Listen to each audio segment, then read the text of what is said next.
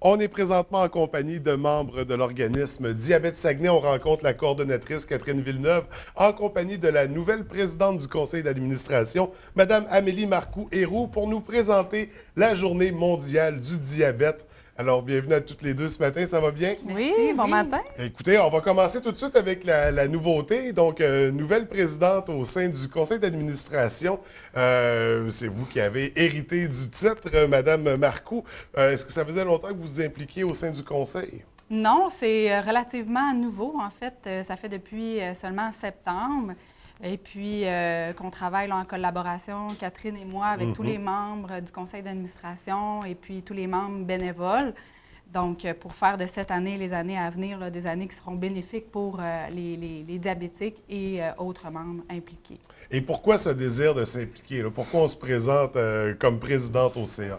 Bien, en fait, je pense que la mission, c'est vraiment pour construire et faire poursuivre la mission de Diabète Saguenay, qui est d'informer, de sensibiliser et de prévenir le diabète. Puis, en fait, ce qu'on vise aussi à faire cette année, c'est beaucoup de miser sur la prévention. La prévention qui vise pas seulement les diabétiques, mais tous ceux qui sont conscientisés par la santé, les saines habitudes de vie, la bonne alimentation. Donc, on a plusieurs activités à venir, des conférenciers avec des professionnels et dont le partenariat avec la clinique 180, le docteur Saint-Pierre, là, qui est beaucoup impliqué avec nous, là. Donc, des belles activités à venir au niveau préventif. Absolument, des belles trucs, des belles choses à surveiller. Et également la journée mondiale du diabète. Mais avant de tomber là-dedans, j'aimerais qu'on refasse un petit survol des statistiques parce qu'on fait toujours une petite mise à jour quand on se rencontre. Donc, quand on parle de la région, présentement, le diabète, ça toucherait combien de personnes au Saguenay-Lac-Saint-Jean? Ça touche exactement 20 095 personnes dans la région. Alors, c'est énorme. Oui. Puis au Québec, on parle de 830 000 personnes. Et au travers de tout ça, c'est dans l'ensemble, c'est ce qu'on estime parce que de ce nombre-là, il y a des gens qui l'auraient, mais qui ne le savent pas nécessairement. Exactement. Ça toucherait quel pourcentage? pourcentage? C'est à peu près 20 là, 1 sur 4, là, 20-25 qui ne le savent pas. Donc, d'où l'importance des cliniques de dépistage, comme on mentionnait. Et de la sensibilisation. Exactement. Et d'avoir des saines habitudes de vie. Oui. Et là, une grosse journée qui s'en vient, la journée mondiale du diabète. Puis quand on dit mondial, c'est vraiment c'est mis en application partout dans le monde, cette journée-là? Exactement. C'est le 14 novembre de chaque année. Ça fait en fait depuis 2006 que l'ONU a décidé que le 14 novembre allait être la journée mondiale du diabète. Alors, ça se fête partout à travers le monde. Et vous, ça correspond avec votre mission d'informer, de sensibiliser. Donc, qu'est-ce qu'on fait le 14 novembre? Comment on aborde ça? Je crois qu'il y a une marche qui est organisée déjà. Exactement. Alors, pour Diabète Saguenay, on organise une marche en bleu. Alors, les gens sont invités à s'habiller en bleu comme toi aujourd'hui, François, donc, on comme porte nous. tous la couleur officielle. C'est ça.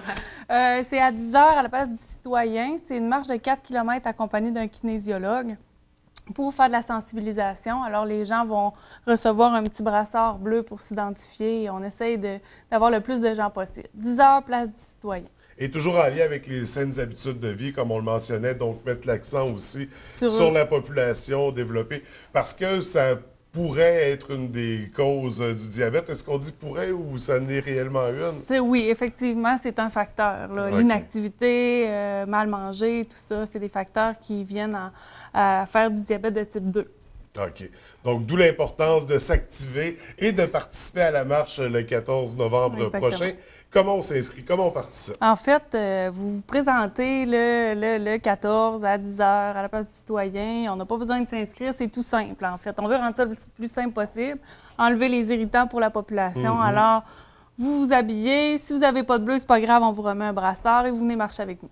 Donc, aussi simple que ça, on vient participer. Aussi simple que ça, exactement. Une belle occasion de rencontrer du beau monde en même temps puis de passer une belle journée, une belle activité. Ouais. Est-ce qu'on intègre une campagne de financement au travers de tout ça? Est-ce qu'on peut faire des dons, des trucs comme ça? On peut toujours faire des dons à l'organisme, bien entendu. On cherche toujours à augmenter, c'est ça, à augmenter le financement. On est un organisme non lucratif, alors si les gens sont sensibilisés à cette journée-là et veulent donner des sous directement chez Diabète Saguenay. Et à 20 000 quelques personnes atteintes dans la région par le diabète, ça touche tout le monde, rendu là. Bien, c'est sûr qu'on connaît quelqu'un qui a le diabète, de près ou de loin. Alors, moi, par exemple, ma grand-mère est décédée d'une complication du diabète. Alors, je ne l'ai pas, mes parents ne l'ont pas, mais ma grand-mère l'avait. Alors, veut pas, tout le monde est sensibilisé à ça. Ouais. Puis on parle de complications du diabète. Si on faisait une petite parenthèse, qu'est-ce que ça peut entraîner, justement, comme Mon comme Dieu, il complication? y en a plusieurs. D'ailleurs, bon, ben si je prends l'exemple de ma grand-mère, elle s'est fait amputer les jambes. Alors, ça s'appelle... en fait, les gens ont une mauvaise circulation dans les pieds. Alors, pas perte de sensibilité. Alors, ils développent des petits bobos qui ne guérissent pas. Alors, on voit la suite. Il peut y avoir de la rétinopathie diabétique, ça veut dire que l'atteinte au niveau des yeux. Alors, les gens peuvent devenir éventuellement aveugles. Alors, on sent parler de crise cardiaque, les reins, ça peut attaquer tout, en fait.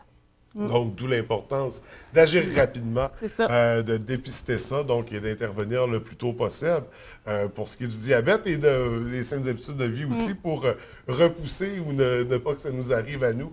Exactement. Donc, on a la marche le 14, on y participe également dans la journée. On porte du bleu pour la marche, mais on porte du bleu en général. C'est la couleur officielle de la journée mondiale. Pourquoi le bleu? Oui, alors le bleu, en fait, c'est vraiment le logo là, mondialement, effectivement. Et puis, ça représente le symbole mondial, donc, qui représente la vie et la santé pour toutes les cultures. Alors, tout le monde se sent interpellé par le bleu. Et c'est aussi, ça rappelle le ciel qui enveloppe toutes les nations. Ensemble, la forme et la couleur représentent l'union des communautés mondiales contre le diabète. Donc, voilà l'importance d'avoir un cercle pour le diabète. Donc, le cercle que j'ai présentement, que vous avez également, qu'on a aussi. Ces cercles-là, où est-ce qu'on se les procure, si on veut? On en a au bureau de diabète Saguenay. J'avoue que ça a tellement été populaire qu'il ne nous en reste plus beaucoup, mais il nous en reste quand même quelques-uns. Là. Ils sont pas très dispendieux, on vend ça 5 $. Et on a aussi des globes, en fait, si les gens veulent illuminer leur maison en bleu. Alors, on vend des petits globes bleus au coût de 3 $.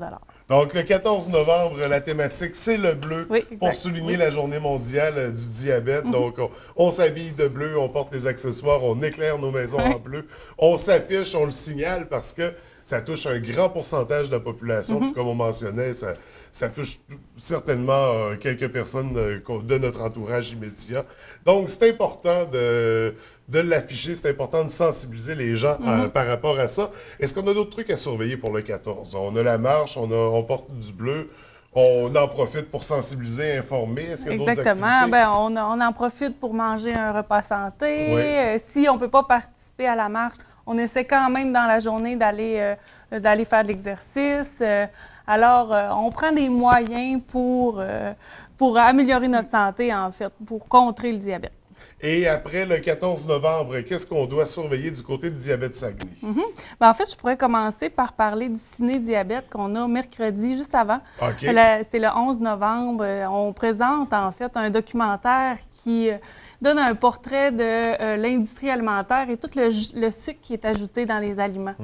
Alors, c'est à 19 h à la salle Marguerite Tellier.